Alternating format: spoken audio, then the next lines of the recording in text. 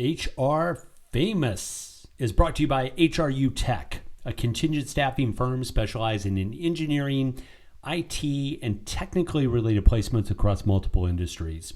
If you're looking for technical talent or searching for a career, look no further than HRU Tech. Find them online at hrutech.com and call them today. HR Famous is also brought to you by Kinetics, the leading RPO recruiting firm for growth companies, named by HRO Today as the top midsize RPO provider. Kinetics uses its unique skill-based recruiter model to deliver on RPO engagements, allowing them to customize scope to meet your unique hiring needs. If you have recruiting challenges and want to consider RPO as a solution, give Kinetics a call. Find them online at kineticshr.com.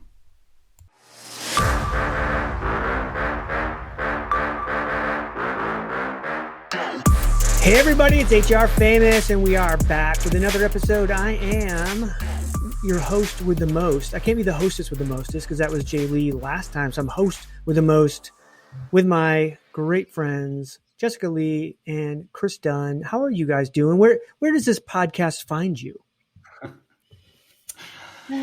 As with every episode, it finds me in my son's room where I'm just realizing I forgot to lock the door. So I'm going to go do that, but I'm great. It's a wonderful day. In your son's bedroom. Tim, your podcast hosting finds me like repurposing Gary V tweets in his tech service to my friends. I talked about this on the last podcast. I just sent out this one. You're going to have a nice weekend. Heart emoji. Especially if you contextualize this week in the scheme of your life. Enjoy it, seriously. I'm confusing people left and right. By the way, for those who don't know Gary Vee, we've talked on now probably 4 or 5 different times on the pod. I actually ran, so I'm talking with a marketing team, and these are, I would say, millennial marketers for a pretty big brand in the HR tech space. And Katie had just sent me this fake, stupid Gary Vee text of super empathetic. Christian Dunn, life coach. And so I'm laughing and I'm telling them about Gary Vee, and they looked at me like I was insane. Like, who's Gary Vee? I've never heard of Gary Vee. I'm like, no, you're in marketing. You've had to heard of Gary Vee is the biggest social marketing brand in the entire world. You know, Vaynerchuk Media, like, come on. And then they didn't. So then it went into Katie and I going on a post and making up fake, like, old school Gary Vee quotes, you know, like that he would say. Like, I don't know. What's one, Katie, that we would do? You know, it's the whole, like, suck it up. You know, they're suck the it losers. Up, Buttercup. Suck it up. Yeah. They're the losers. What was the one you said? I don't have time for feelings or something like that. Like, yeah, you know, there's a stronger version of that. Yes, for sure. Chris, was the heart emoji a red heart emoji? I'm sure actually was. Yeah, tell me the difference as somebody who has low empathy, JLee. It was a red heart emoji. Wow, that's that love. Mean? What's that mean? Love. That means love. Yeah, I mean, he's all in. The strongest kind of love you could offer someone. Like, I equate the heart color emojis to like rose colors that you would give people. You know, like red would be the most intimate kind of love, whereas I might send you guys a yellow or orange heart. You know, what does that type of heart mean? Friendship. Yellow is a friendship rose. So don't ever bring Mrs. Dunn or Mrs. Sackett a yellow rose. Red only. But we've also talked about my Groupon flower buying activity in the past, in my rose activity, and because Mrs. Kim loves the roses, and I'm a real super big fan right now of a dozen red and a dozen white mixed. It's really it's classic, real great look. So for those guys out there with Valentine's Day on the horizon, dozen red, dozen white with some baby's breath, a little bit of greenery. It'll be a knockout presentation. Am I right, JLee? I'm not a rose person. Here we go. But do you guys want to hear something awkward? So, like, we had these offsite meetings last week.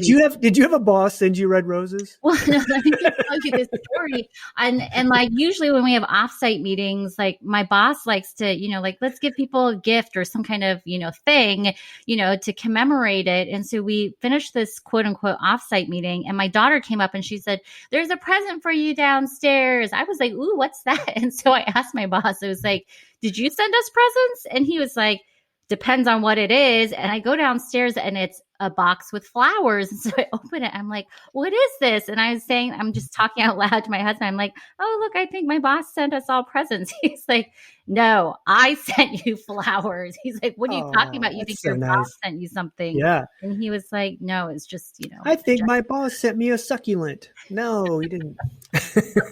Sorry, Bob. I didn't. I just. I was point out. I'm pro Bobby, like in everything. Yeah, I just like Bobby. To point that out for the record. Like I am pro Bobby. I am team Bobby. All the time. I know. Yeah. So hey, right? Random flowers is very good, sir. Yes. So for those who listen to the pod, you probably obviously found either JLee, KD, or myself through our writings at the various sites that we write on over our careers. And I wrote a post last week that got a ton of comments. And for me, like, I don't necessarily look for comment posts. I don't write posts and make comments, but some of them I get a lot. And Katie actually subscribes to a couple that I think are funny. So I'll give you my top 2 comment posts, and then we'll talk about the one that's from this last week. Number 1 by far is one I wrote about my son Cameron, who produces, about him trying to get into college. So this is over 4 years ago now. And it was about, if you're basically don't apply to college if you're a white male, was the title. And so you have SEO that plays really well, but you can imagine the comments I get both for and against, hating on me or loving me for writing that post. And again, if you read the post, it's not a racial driven post by any means. It was more of, I love my son and want him to reach for his dreams and get his dream school kind of post. Very tear jerky. It has a comment in there from Chris Rock. Anyways, the number 2 one is one that was a total throwaway post for me, which was when Snoop Dogg announced that he actually had a professional blunt roller on his staff. And I wrote it like a job description. And every single day I have some pothead apply for that job on my blog. Wow. And those are the best, We should read some of those emails on the air at some point, applying for the job. Love it. So the one from this week was on reference checking, and it was more of, what I found out was the term idiot has really high SEO. So it was basically, I thought you're an idiot if you check references. And so it got a lot of traffic, a lot of play, a lot of comments. And the concept of it was, if you go to hire somebody and you go through the process, and at the end you go, okay, hey, gosh, JLee, we love you. You seem like you're going to be a great fit for us. Can you give me 3 references? And then so JLee, of course, she's professional. She was ready. She has her 1-page Word document with her 3 references on there, and she hands them to you. And then you actually spend the time, the energy, and the resources to go check the 3 references that somebody just gave you. And I think that is the biggest colossal waste of time in the world, because in my opinion, Jessica, you as a professional would never give 3 references that aren't going to say you are the best thing since sliced bread. And just espouse like every great thing about Jessica Lee. And yet people still are asking for those references and actually spending time and checking those references. I just think it's the worst thing we do in HR right now is we check references. Do you guys agree or disagree? There's so much with reference checks, like when you think about it from a candidate lens, as well as like just from a business lens. Like from a candidate lens, one of the things that I think is always so interesting is that like a lot of companies ask for it upfront in the job application, right? Mm-hmm. And I remember being in the shoes of just myself as a job seeker or an applicant at a certain point. And I was like, I'm not giving you my references up front. I don't even know that you're really going to consider me. Like, and you better not go contact them. Like, don't contact them or my current boss. Like, how do I know you're not going to mess things up for me? And so I think we don't put ourselves in the shoes of the job seeker often enough, which of course is a known issue. So there's that. But like the other thing is like reference checks get relegated to who to complete. If you are doing them, like a recruiting coordinator, a robot, an automated message, like email, like message that collects information. And I think if you're going to do them, you better do them really dang well and like really probe, but I've never had someone call me like as a part of a reference check where it was like a meaningful dialogue. They're just checking the box, asking questions, and like they're not really like trying to see am I giving meaningful feedback. And that's the problem for me when people do it. You're not even doing it well. KD. So I'm going to zig to your zag, Tim. I think reference checks are done very poorly, to JLee's point, in most cases. But I would tell you that's the problem. The problem is not the reference check. First of all, it's the level of person that checks the references. Yep. So JLee mentioned automation. And, there's some automated providers that do reference checks, start getting into behavioral stuff, and they'll like talk to you about the science. I don't know enough about that. But I do know that in most places where you outsource reference checks to as part of background checking, you've got a $10 to $11 an hour person calling, just basically having somebody do something on a Likert scale, 5 items, that's the reference check. By the way, those people are going to be making $15 an hour soon. Awesome for them. It's great. But what I would tell you, it comes down to if I am a VP and I'm trying to hire somebody like Jessica, I have to make those calls myself and I have to have a plan. So don't have low-level people check references because they don't have the gravitas, if you will, to be able to like have that conversation. What I would tell you, Tim, I'll throw it back to you and then we can argue a little bit, is if you're doing a reference check, and I'm a believer, but if you're doing a reference check and everything you do from a positive perspective is not designed to set somebody up to try and get negative information out of them in some way, you're doing it wrong. So, one of the metrics that I want to go back to, like when I talk about when someone says, oh, like we check references, or I disagree with you, Tim, you're the idiot. Like, I don't, references are important. I always go back to this metric of tell me the last time you rescinded an offer or didn't offer because one of those references of the names and numbers of people that you were given gave you a bad reference and you said, oh gosh, yeah, we're not going to hire this person, or whatever information you got. And almost 100% of the time, they're just like, yeah, I can't, well, we've done it. I know in the past, but they can't remember. So they can't remember after 100 hires, 1,000 hires in the last 3 years. Basically, it's 100%. So all they're doing is following the process and dotting the I, crossing the T. But it's not really giving them a better hire or higher quality of hire. It's just like this, well, we've always done it this way, so we're going to keep doing it, which then I want to go back. Now, again, I'm a huge advocate for reference checking if you use the automation side, because at that point, it's giving you a little bit more of a fit. And for those who don't this isn't a commercial for automated reference checking because there's a bunch of companies out there that do it.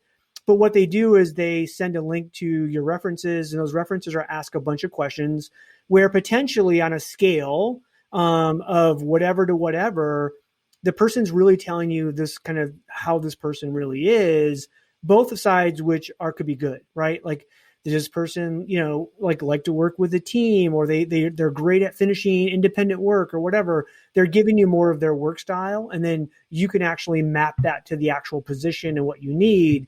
And when you take a look at the automation, those companies will tell you anywhere from 4 to 10% of the candidates then will drop off because there's not a good fit there, which I think is valuable. Then if you're saying, hey, 1 out of 10 candidates that we might be able to eliminate and get a higher quality of hire, to me, that's really important. The other thing that came out of the post in the comments was, well, Tim, we work in a healthcare situation, and with doctors and with all these regulations and all this, we have to check references. But again, I'm like going, well, have you not hired a doctor because you got a bad reference, or did you not hire this because you got a bad reference? And it's always kind of like, well, no. And I'm like, well, then why aren't you going back and challenging the medical boards or whatever that might be, for why you're checking these references? Because I still think it is a complete colossal waste of time. If you go, hey, traditional reference checking, one is back to your guys' points. We're going to ask super specific questions. I'm going to say, hey, KD, I need 3 references. By the way, you can put that piece of paper away that you just pulled out of your manila folder that you brought to the interview. I need to know the actual name of your current boss and their phone number. I need to know your past boss and their phone number And you go, well, wait a minute, I'm currently working there. I can't give you that one. You go, okay, well, here's exactly what I need. For the most part, they're still going to give you, people are too savvy. They're going to give you someone that says, hey, KD, I have this interview. Act as my former boss. I'm going to tell them your name and number, and you're my former boss. Hey, Tim, can I jump in? No, he wants to keep talking.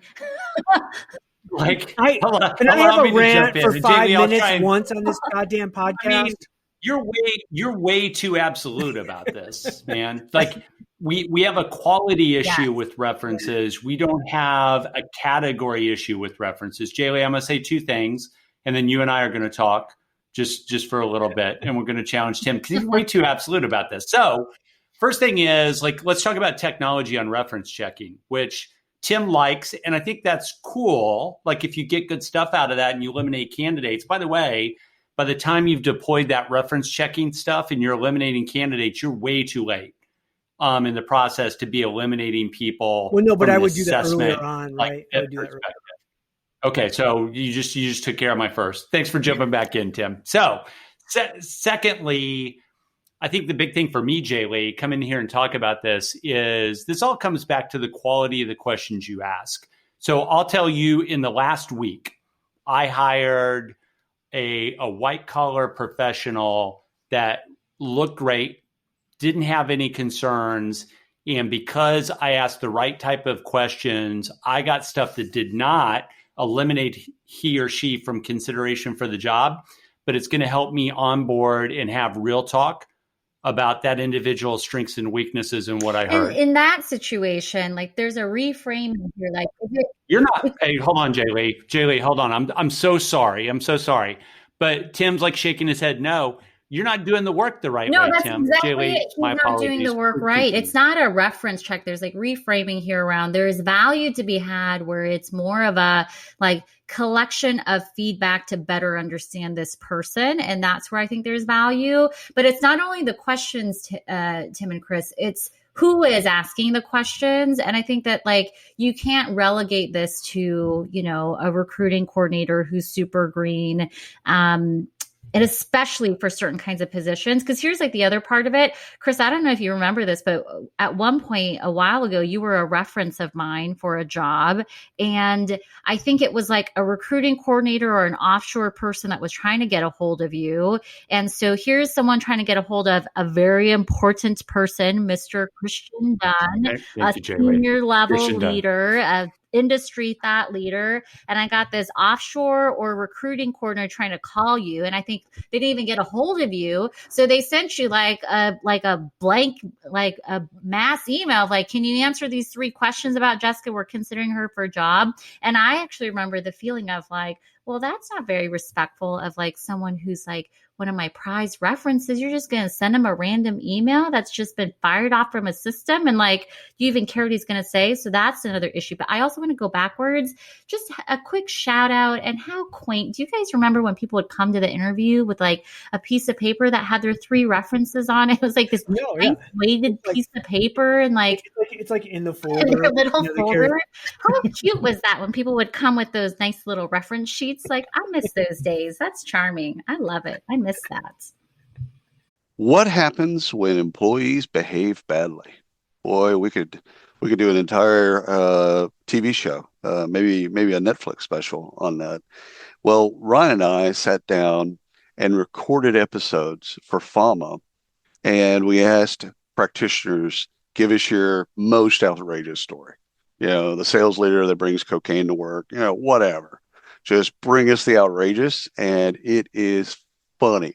So if you need a laugh, which we all do from time to time, search for Workplace Misconduct wherever you get your podcast, and you'll find it. And trust me, you will laugh and cry, but you'll definitely laugh.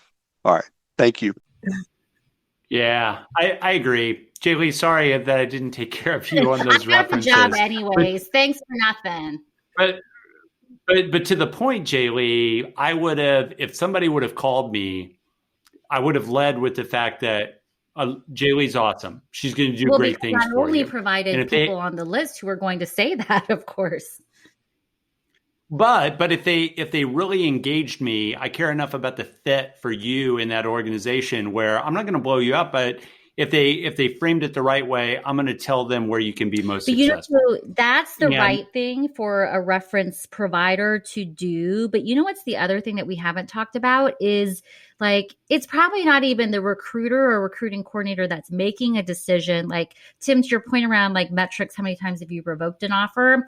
It's not even going to be the recruiter or recruiting coordinator that's doing that. It's like, what do you do with the information? And no hiring manager is ever going to have the balls to say like, I'm not going to hire that person because of whatever you just told me. They're in love at that point. They are engaged to this person. They have proposed. And it's like a random friend like saying, oh, but you know what? I heard about their past. Like, I don't know if you want to date them. Like, it doesn't matter at that point. Hiring managers in love. It's going to happen. Hey, to your point, JLee, I called before the offer, and Tim, to your point, and I'll throw it back to you, Tim, because we've bulldozed. I've bulldozed you effectively today. But I think the other thing, Tim, is I didn't ask for this candidate's references. I knew who I wanted to talk to based on their background, and I just like reached out to that person. I called them up, say, "Tell me about X," and got into the conversation. And the reference, Tim, gave me all this reference called them the gotchas. And I was like, okay, back to you, Tim. My wonderful, naive friends. You've just proven my point. One is, KD, no one is taking the time and the effort and the level to actually do this. They're not. So, I mean. Well, that's the question, right? But it's not absolute. It's like, do you have an $11 an hour person from New Delhi calling me? It's just not going to work out. But that's what happens. And the bigger the organization, the worse it gets, because at that point, now you don't trust, you have 1,000 hiring managers that you don't trust. So you're going to give someone who's trained at $15 an hour to do reference checks, who are just basically filling out the questionnaire and then going forward, but the other, that's one of the biggest issues that we have, is that, this is just, it's just too much. And if we're not going to do it right, then why are we going to do it? So quick example, we were working, and this is from a staffing company standpoint, we were working with a client, and this is a few years ago. And so, here we are going to make $30,000, $40,000, $50,000 in a placement. And they're like, hey, by the way, before we can get the offer out, we need you guys to check the references. So wait a minute, you want me to check the references on the $50,000 I'm going to make? Sure, we got them. We'll get right on that for you. Totally. In fact, I'll even send you the document of the references of the answers, so you guys, you'll give you that good information that you need. It's complete BS, and the entire industry of reference checking has fallen down so far that I understand what you guys are saying, and that's so altruistic, though, that it doesn't happen in 99% of the cases. And if it's not happening in 99% of the cases, then we shouldn't be doing it anymore. We should find a better way. KD. I couldn't even get you to look up for a while. Like, because you're just going to shut me down again. Hey, JLee, so we're on the same side here, I think. I think we're of like minds. Wrong. I'll take the lead on this and ask the only question that matters on this. Tim Sackett, you're hiring a direct report for 6 figures. Yeah. Do you find a way to get your own references on that person? Just yes or no. I don't need a bunch of like explaining. I just need like a yes or no. Are you going to call people and dig for an investment that you're making on your team? For them to hand me their references, I will find a way to validate whether they can do the job or not. So it sounds like it's not absolute. So you're telling me there's a chance. That's different than reference checking. What you did was behind the scenes. Person didn't know. Some people would call that unethical. I think we should just stop calling them reference checks. Let's just do something else now. Let's call it feedback gathering. Something like that. Is that cute? Right, cool. All right. We beat this to death. I won. You guys lost. All right. Last topic. $15 an hour minimum wage executive order went through with President Biden, not necessarily making it $15 an hour, but actually kind of paving the way for this to happen down the road. And I know it's something the administration would like to see happen. There's a lot of people for it, a lot of people against it. JLee, Talk to me. $15 an hour minimum wage. Are you for or against, or somewhere in between? What do you think is good and bad about it? You know what I think about with this is as we raise the prices for things like minimum wage, it also raises the prices of things like allowance, tooth fairy, all these things that I have to do with my children. And it's expensive. My God, like it is not cheap. That is a great executive corporate answer. I'm very proud of you, Katie. Well, I think we all agree. I think we've all grown like in a bunch of different areas where living wage makes sense. Living wage is different in California than it is in states in the Southeast or the Midwest. There's not a one size fits all to this question. This is states' rights. And I don't know what the right barometer is to tie it to, but I think we're all fans of a living wage, and that needs to happen. By the way, American consumers need to be prepared to pay for the increases in the minimum wage. And that's really the issue, because a lot of people won't pay. And if there are 6 providers in a given area and you raise the cost structure significantly for 4 of those providers, not everybody's going to survive, because not everybody, depending on the industry, can pass along the cost increases in a low margin business. And it's just tough. It's tough to see. Layer like that on top of also like who will be able to survive versus who won't. And you also just kind of take a step back and look at like, what has this pandemic done to different kinds of businesses?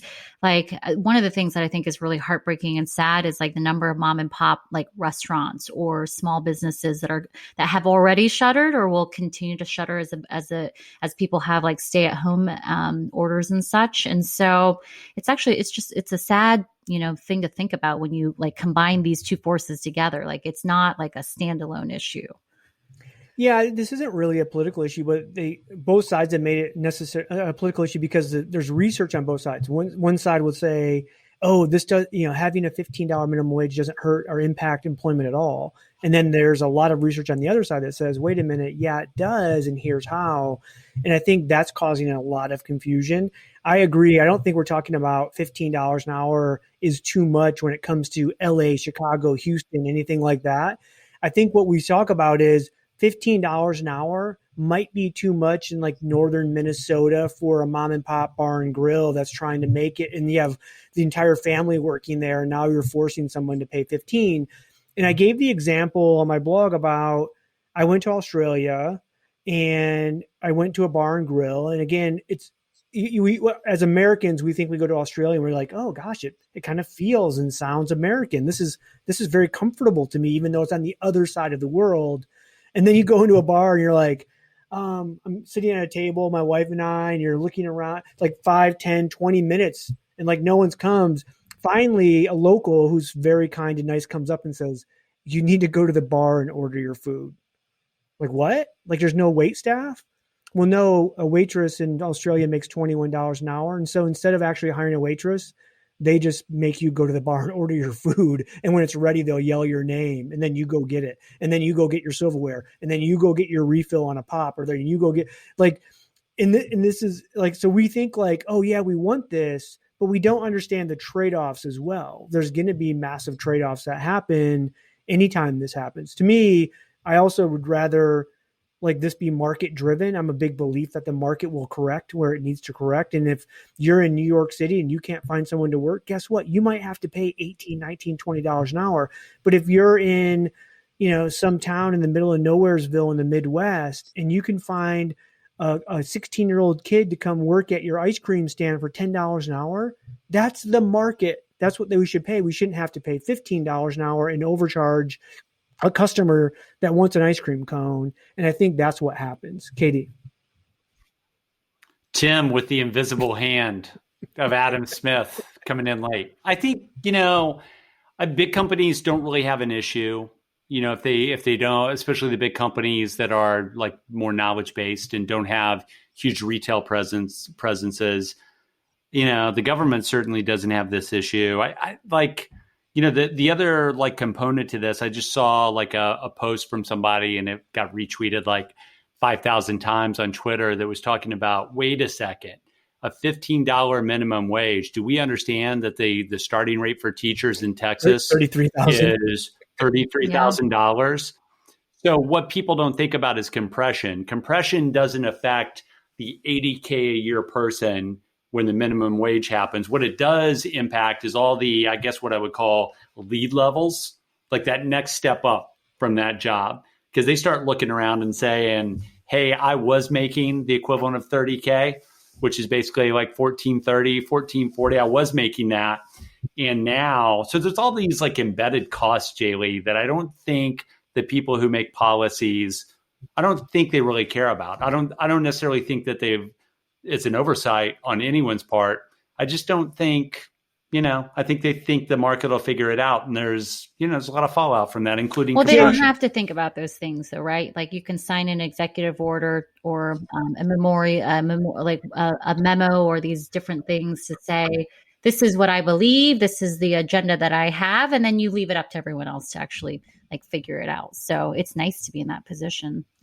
Jay, you guys have a lot of franchisees that, this has a huge impact on in Marriott, right? Like, again, there's going to be people in certain markets that, probably don't pay 15 as a minimum, and there, again, I got some of the comments that came back from some HR pros on the post was, hey, $15 an hour isn't meant to be like a 35-year-old, family of four kind of wage. This is meant to be like an entry level, like 16, 17, 18 part-time job wage, right? So is there a difference where we go, okay, gosh, as corporations now, we have to think a little bit differently of this career path of somebody who does start maybe as a part-time worker at 15, but then how do we move them into other career options where they can make more money? And I think that some of this is like this, there's all this energy out there going, hey, this has to be a living wage for someone who's 57 years old. And you're like, wait a minute, why are we thinking that a 57-year-old wants to work at McDonald's part-time and that should be a living wage? That shouldn't be the job that they have. We should be better as a society to find them a career and a job that is much better paying and much better suited for their time in life and experience. I wish I had the answer for that. I'd probably be president, but I don't. But to me, that's this viewpoint.